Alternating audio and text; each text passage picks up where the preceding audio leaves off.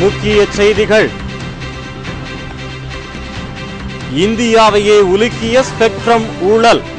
திமுக முன்னாள் அமைச்சர் ராசா உள்ளிட்டோர் மீது 80,000 பக்க குற்றப்பத்திரிகை தாக்கல்.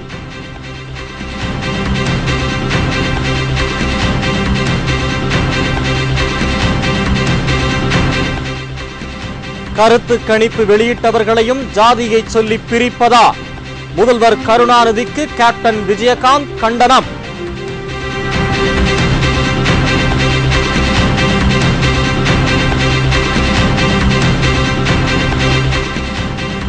தாசில்தாரை தாக்கிய மு.க. அழகிரியை கைது செய்ய வேண்டும். வருவாய்த்துறை ஊழியர்கள் போராட்டம்.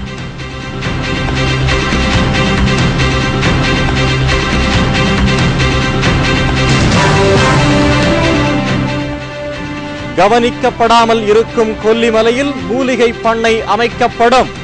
பிரேமலதா விஜயகாந்த் உறுதி.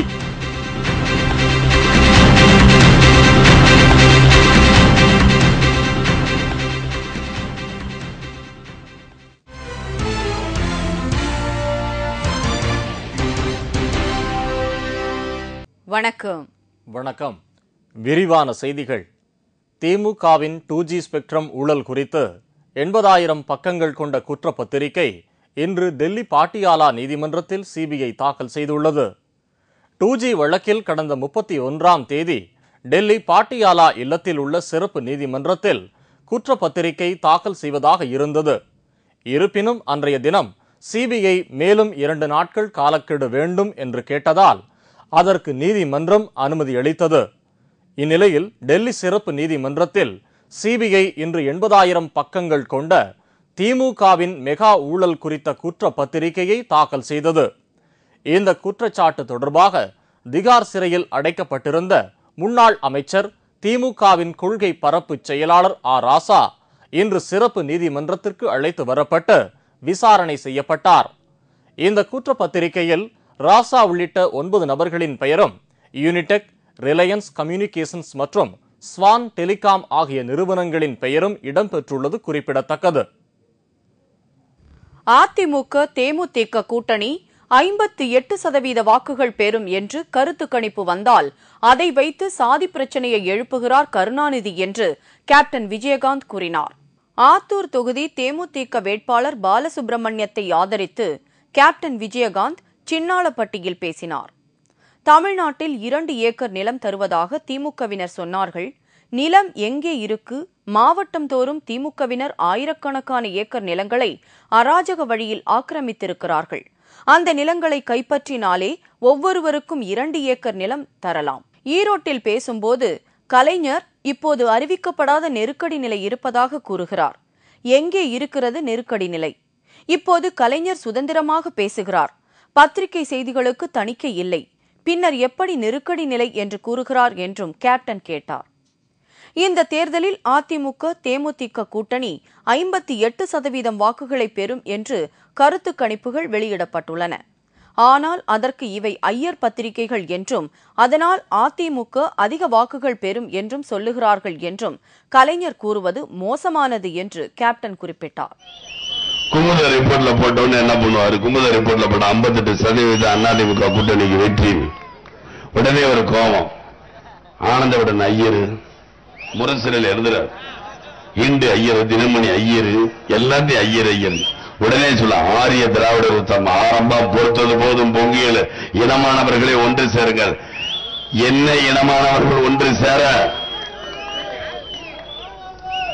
தன்மான தமிழர், தமிழின தலைவர், தமிழ் இனத்தையே இலங்கையில் அடிச்ச ஒரே தலைவர் யார் என்றால் நீங்க தான். நமக்கு இவர் பேசுறார், ஆட்சியை பத்தி பேசுறார்.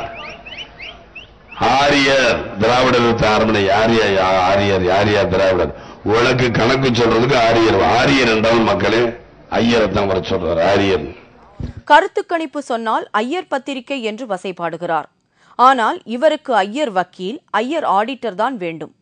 கலைஞரும் அவரை சுற்றியிருக்கும் மந்திரிகள், மகன்கள், பேரன்கள் அனைவரும் அண்ட புழுகர்கள், ஆகாச புழுகர்கள் என்றார் கேப்டன். அழகிரி தேர்தல் அதிகாரியை தாக்கியதை சன் டிவி, கலைஞர் டிவி ஏன் ஒளிபரப்பு செய்யவில்லை? சன், கலைஞர் டிவியை ஒரு மாதத்திற்கு யாரும் பார்க்காதீர்கள். அவர்கள் சொல்வதெல்லாம் பொய் என்றும் அவர் கூறினார். சன் டிவில கேடிவில விஜயகாந்த் கோவப்பட்டாரு, ஒரு ஆள் அடிச்சிட்டாரு, ஒரு நேரத்தில் வேட்பாளர். நான் கேட்கிறேன், தேர்தல் பணி செஞ்ச ஒரு அதிகாரியை தாக்கணியில் அதை இன்னைக்கு வரைக்கும் சன் டிவில கலைஞர் டிவில போட்டாங்களா? யார் அழகிரி தாக்க? மற்ற டிவில யாரு தாக்கினாங்கிற சொல்றாங்களா? அதையாவது நீங்க சொல்றீங்களா? நியாயமான டிவி என்ன இந்த தாய்மரை நல்லா யோசனை பண்ணி, இந்த டிவியை நீங்க பார்க்கணுமா? இந்த சன் டிவியை பார்க்கணுமா? கலைஞர் டிவியை பார்க்கணுமா? நல்லா பார்க்காதே. என்ன ஒரு மாசத்துக்கு பார்க்கல, இப்ப என்ன குறைஞ்சா போச்சு? நம்மளும் சோத்துக்கே வெளியில டிவியை பார்த்த மாதிரி என்ன வயிறு நிறைய போகும் கிடையாது. எதற்கெடுத்தாலும் அண்ணா வழியில் பெரியார் வழியில் வந்தவர் என்று சொல்லுகிறார் கலைஞர். அவர்கள் ஊழல் செய்யவா சொன்னார்கள் என்று விஜயகாந்த் கேள்வி எழுப்பினார். ஈரோடுல சொன்னார், குருகுல வாழ்க்கை என்னை பாதிக்கிறது, எதுக்கு எடுத்தாலும் பெரியாரையும் அண்ணாவை எடுத்துக்கிறாரு, இப்படித்தான் உங்களை கொள்ளையடிக்க சொன்னாரு அண்ணாவும் பெரியாரும், இப்படிதான் கட்ட பஞ்சாயத்து பண்ண சொன்னாங்களா, இப்படிதான் விலைவாசி உயர்வு பண்ண அதுக்கு தான் சொன்னாங்களா? இல்ல அவர் பிள்ளைகளுக்கோ இதுக்கு வரைக்கும் அவர் அண்ணா அவர்கள் தான் பரிமளத்துக்கோ தான் வளர்ப்பு பையனுக்கோ ஒருத்தர் கூட பதவி கொடுக்க. ஆனா நீ எத்தனை பேருக்கு பதவி கொடுத்து வச்சிருக்க? உன் பிள்ளைக்கு இளைஞரணி செயலாளர், துணை முதல் மந்திரி, பெரிய கோயிலுக்கு மத்திய மந்திரி, உன் பேரனுக்கு ஜவுளி மந்திரி, உங்க பொண்ணுக்கு கனிமொழிக்கு எம்பி. எப்படியா? எவ்வளவு நீங்க ஒரே குடும்பத்தை சேர்ந்தவங்க இத்தனை பேர் இருக்குண்டா உருப்பிடுமா? அழகிரி தேர்தல் அதிகாரியை தாக்கியதை சன் டிவியில் போடாமல் தனது நிகழ்ச்சியை திரித்து கிராபிக் செய்து அதிமுக கொடி இருப்பது போல காட்டி இருவருக்கும் சண்டை வராதா என்று எதிர்பார்க்கிறார்கள். நான் மக்களுக்காக பேசுகிறேன், பணத்தை பார்த்துவிட்டு அரசியலுக்கு வந்தவன் நான், ஆனால் திமுகவினர் பணத்தை நம்புகிறார்கள் என்று கேப்டன் கூறினார். தாசில்தாரை தாக்கியதாக முதலமைச்சர் கருணாநிதியின் மகன் மத்திய அமைச்சர் மு.க. அழகிரி மீது குற்றம் சாட்டப்பட்டுள்ளது. அழகிரியை கைது செய்ய கோரி பல்வேறு மாவட்டங்களைச் சேர்ந்த தேர்தல் அலுவலர்கள் போராட்டத்தில் குதித்துள்ளனர். மதுரை மேலூர் சட்டமன்ற தொகுதிக்குட்பட்ட வள்ளடிக்காரர் கோவிலில் மு.க. அழகிரி சாமி கும்பிடச் செல்வதாக கூறி அராஜக செயலில் ஈடுபட்டார். கோவிலில் திமுகவினர் வாக்காளர்களுக்கு பணம் கொடுப்பதாக வந்த தகவலை அடுத்து மேலூர் தாசில்தார் காளிமுத்து சம்பவ இடத்திற்கு சென்று தேர்தல் ஆணையத்தின் புகைப்படக்காரரை வீடியோ எடுக்க உத்தரவிட்டுள்ளார். இந்நிலையில் கூட்டத்தை படம் எடுத்துக் கொண்டிருந்த வீடியோகிராஃபரை மு.க. அழகிரி உத்தரவுப்படி மதுரை துணை மேயர் மன்னன் மற்றும் ரகுபதி ஆகியோர் சரமாரியாக தாக்கியுள்ளனர். தடுக்க முயன்ற தாசில்தார் காளிமுத்து மீதும் தாக்குதல் நடத்தப்பட்டது. இந்த தாக்குதலில் காளிமுத்து பலத்த காயமடைந்து மருத்துவமனையில் அனுமதிக்கப்பட்டுள்ளார். தேர்தல் கண்காணிப்பு பணியை செய்யவிடாமல் தடுத்தது மட்டுமின்றி அதிகாரிகளை திமுகவினர் அராஜகமாக அடித்து உதைத்த சம்பவம் அந்த பகுதியில் பெரும் அதிர்ச்சியை ஏற்படுத்தியது. இதையடுத்து தகவலறிந்த வருவாய்த்துறையினர் மதுரை மாவட்ட ஆட்சியர் அலுவலகம் முன்பு கூடி தாக்குதலில் ஈடுபட்டவர்களை கைது செய்ய கோரி ஆர்ப்பாட்டத்தில் ஈடுபட்டனர். தாக்குதலில் ஈடுபட்டவர்களை கைது செய்யும் வரை தேர்தல் பணியில் ஈடுபடப் போவதில்லை என்று வருவாய்த்துறையினர் தெரிவித்ததால் மதுரையில் பரபரப்பு ஏற்பட்டது. ஏதோ ஒரு குறிப்பிட்ட சமுதாயத்தைச் சேர்ந்த மக்கள் ஒன்று கூடுகிறார்கள், அவர்களிடம் திமுகவினர் ஏதோ வாக்கு கேட்க செல்கிறார்கள் என்ற ஒரு செய்தி வர எங்களுடைய வட்டாட்சியர் மேலூர் வட்டாட்சியர் திரு காளிமுத்து அவர்கள் சம்பவ இடத்திற்கு செல்கிறார்கள். மத்திய அமைச்சர் மு.க. அழகிரி அவர்கள் அந்த கூட்டத்தில் இருக்கின்றார். அப்ப தேர்தல் விதிமுறைகளுக்கு முரணாக இவ்வளவு பெரிய கூட்டத்தை சேர்த்து இந்த நேரத்தில் பேசக்கூடாது அப்படின்ட்டு சொல்லியும் அந்த கூட்டம் நடைபெறுது. அதனால அதை வீடியோகிராஃப் பண்றாங்க. அப்ப திடீர்னு அமைச்சர் யாரா வீடியோ எடுக்கிறது அப்படின்ட்டு சத்தம் போட்டு கையை தூக்கி காமிக்கிறாரு. உடனே அங்கிருந்தவர்கள் சில ரவுடிகள், மதுரை மாநகராட்சியினுடைய துணை மேயர் மன்னன், சேர்மன் திரு ரகுபதி மற்றும் திருஞானம் என்ற திமுக அரசியல் பிரமுகர்கள் இவரெல்லாம் அந்த வீடியோகிராஃபர் போட்டு அடிக்கிறாங்க, தாசில்தாரையும் போட்டு அடிக்கிறாங்க.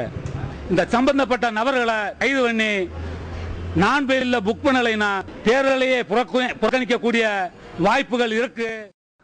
மதுரை அருகே உள்ள விருதுநகரிலும் அழகிரிக்கு எதிராக போராட்டங்கள் தொடங்கியுள்ளன. தேர்தல் பணி செய்ய விடாமல் தடுத்த மு.க. அழகிரியையும் மதுரை மாநகர துணை மேயரையும் கைது செய்ய வேண்டும் என்று அரசு அலுவலர்கள் வலியுறுத்தினர். மேலூரிலே தேர்தல் பணியில் ஈடுபட்ட தாசில்தாரை திமுக பிரதிநிதிகள் தாக்கியிருக்கிறார்கள். அதை வன்மையாக தமிழ்நாடு அரசு சங்கம் கண்டிக்கிறது. இது போன்ற போக்கை அனுமதிக்க முடியாது. சுதந்திரமாக நடக்கக்கூடிய தேர்தலை அந்த சுதந்திரமாக தேர்தலை நடத்துவதற்கு முயற்சி எடுக்கக்கூடிய அந்த தாசில்தாரை தாக்கிய செயலை அனுமதிக்க முடியாது. உடனடியாக தாக்கிய திமுக பிரதிநிதிகளை கைது செய்ய வேண்டும். அப்படி கைது செய்ய வேண்டும் சொன்னால் இந்த தேர்தல் பணிகள் பாதிக்கும் என்பதை தமிழக அரசாங்கத்துக்கும் தேர்தல் ஆணையத்துக்கும் நாங்கள் எச்சரிக்கையாக தெரிவித்துக் கொள்கிறோம். ஈரோடு உள்ளிட்ட பகுதிகளிலும் அரசு அதிகாரிகள் மத்திய அமைச்சர் மு க அழகிரிக்கு எதிராக போராட்டத்தில் குதித்துள்ளனர். மதுரை மாவட்டத்தில் தேர்தல் பணியிலே ஈடுபட்டுக் கொண்டிருந்த வருவாய்த்துறை அலுவலர்களையும் வருவாய்த்துறை வட்டாட்சியர் காளிமுத்து அவர்களையும் ஆளுங்கட்சியான திமுகவை சார்ந்த சில நபர்களும் மதுரையை சார்ந்த துணை மேயர் அவர்களும் மத்திய மந்திரி மு க அழகிரி முன்பாக வருவாய்த்துறை அலுவலர்களை தாக்கியிருக்கிறார்கள். இந்த சம்பவத்தை கண்டித்து தமிழகம் முழுவதும் வருவாய்த்துறை அலுவலர்கள் ஆர்ப்பாட்டத்தை நடத்தி கொண்டிருக்கின்றோம். இதனிடையே தம்மீது சட்டப்பூர்வமான நடவடிக்கை எடுக்கும் அதிகாரிகளை மாற்றக் கோரி உயரதிகாரிகளை மு க அழகிரி நிர்பந்தம் செய்து வருவதாக செய்திகள் தெரிவிக்கின்றன. சேந்தமங்கலம் பகுதி மக்களின் நீண்ட நாள் கோரிக்கையான கொல்லிமலை மூலிகை பண்ணை அமைக்கும் திட்டத்தை நிறைவேற்ற தேமுதிக அதிமுக கூட்டணி முயற்சி எடுக்கும் என்று திருமதி பிரேமலதா விஜயகாந்த் குறிப்பிட்டுள்ளார். சேந்தமங்கலம் பகுதி மக்களின் நீண்ட நாள் கோரிக்கையான கொல்லிமலை மூலிகை பண்ணை அமைக்கும் திட்டத்தை நிறைவேற்ற தேமுதிக அதிமுக கூட்டணி முயற்சி எடுக்கும் என்று திருமதி பிரேமலதா விஜயகாந்த் குறிப்பிட்டுள்ளார். நாமக்கல் மாவட்டம் சேந்தமங்கலம் தொகுதியில் போட்டியிடும் தேமுதிக வேட்பாளர் சாந்தி ராஜமாணிக்கத்தை ஆதரித்து திருமதி பிரேமலதா விஜயகாந்த் இன்று பிரச்சாரம் மேற்கொண்டார். செழுமை மிகுந்த கொல்லிமலை பகுதியை திமுகவினர் கொஞ்சம் கொஞ்சமாக அழித்து வருவதாக அப்போது அவர் குற்றம் சாட்டினார். தேமுதிக அதிமுக கூட்டணி வெற்றி பெற்று ஆட்சி அமைக்கும் போது மூலிகை வளம் மிகுந்த கொல்லிமலையில் மூலிகை பண்ணை அமைத்து அந்த பகுதி மக்களுக்கு வேலை வாய்ப்பு வழங்குவதுடன் சிறந்த நாட்டு மருந்து உற்பத்தி செய்து வழங்க திட்டமிட்டுள்ளதாக பிரேமலதா விஜயகாந்த் கூறினார். கொல்லிமலை இங்க இருக்கு, ரொம்ப பிரசித்தி பெற்ற மலை அது கொல்லிமலை. மூலிகைகள் அங்க அதிகமா கிடைக்கும் நாங்க கேள்விப்பட்டிருக்கேன். அந்த கொல்லிமலையில மூலிகை பண்ணை அமைத்து அதன் மூலம் வேலை வாய்ப்பையும் மாணவர்களுக்கு பயிற்சியும் அளித்து சிறந்த முறையில் அந்த இடத்தை முன்னேற்றுவதும் எங்களுடைய முதல் வேலையாக இருக்கும் என்பதை இந்த நேரத்தில் தெரிவித்தேன். இலங்கையில் தமிழர்கள் படுகொலை செய்யப்பட்ட சம்பவத்தையும் திருமதி விஜயகாந்த் நினைவு கூர்ந்தார். இலங்கையில் தமிழர்கள் படுகொலை செய்யப்பட்ட போது அதை தடுக்க முயற்சி எடுக்காதவர் கருணாநிதி என்று அவர் குற்றம் சாட்டினார். புரிந்துக்கங்க, இதை தன் குடும்பம் வாழணுன்றதுக்காக ஒட்டுமொத்த மக்களை ஏமாற்றிய தமிழின தலைவர் சொல்லிக்கிறார் அவரு. ஆனா ஒரு இன படுகொலைக்கு அவர் தான் காரணம். நான் தமிழன் சொல்லியே 5 வருஷம் முதலமைச்சரா வந்துட்டார்.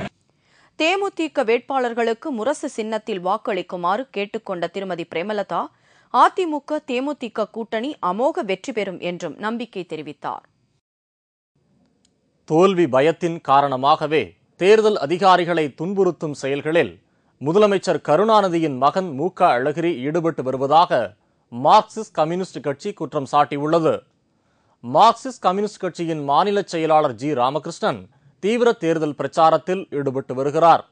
இதனிடையே செய்தியாளர்களை சந்தித்த ஜி ராமகிருஷ்ணன் தோல்வி பயத்தின் காரணமாக தேர்தல் அதிகாரிகளை துன்புறுத்தும் செயல்களில் முதலமைச்சர் கருணாநிதியின் மகனும் மத்திய அமைச்சருமான மு க அழகிரி ஈடுபட்டு வருவதாக குற்றம் சாட்டினார்.